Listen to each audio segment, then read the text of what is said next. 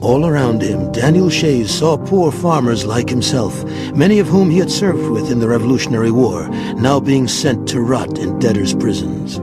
Families were left without providers, and mothers were forced to beg in the streets. He had been taken to court for debts twice by different retailers. So Daniel Shays was afraid that he was going to lose his land, he was going to lose his crops, lose his cows, and so on, and he couldn't support his family at that point. To lose your farm and to have to work for someone else was more than just an economic decline. It was a decline in your status in your country. That is, you would no longer be a voter. In order to vote in most colonies and in most states, you had to prove that you owned land. This made you an independent man. And here you have an interesting situation of the complete insensitivity, the blindness of a political elite.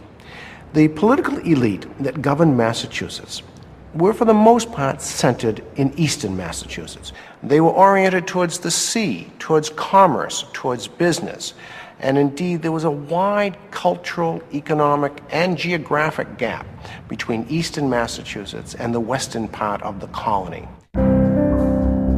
Shays began to meet frequently with his supporters at Conkey's Tavern, inciting them with talk of self-government and rebellion.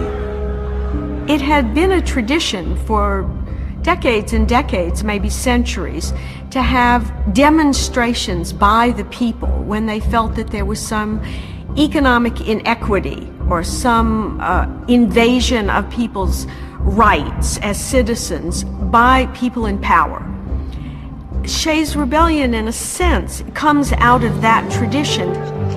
Shays had convinced his fellow farmers that something had to change. During the summer of 1786, all over western Massachusetts, conventions were held to determine a list of demands that were to be delivered to state government leaders in Boston.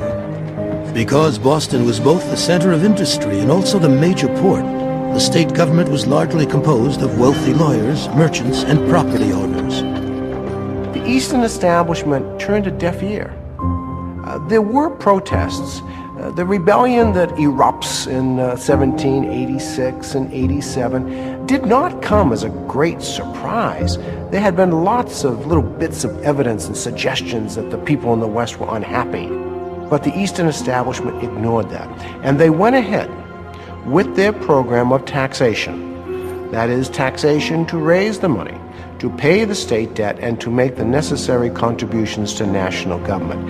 In the meantime, ignoring this rising chorus that was coming up from the more rural areas of Massachusetts.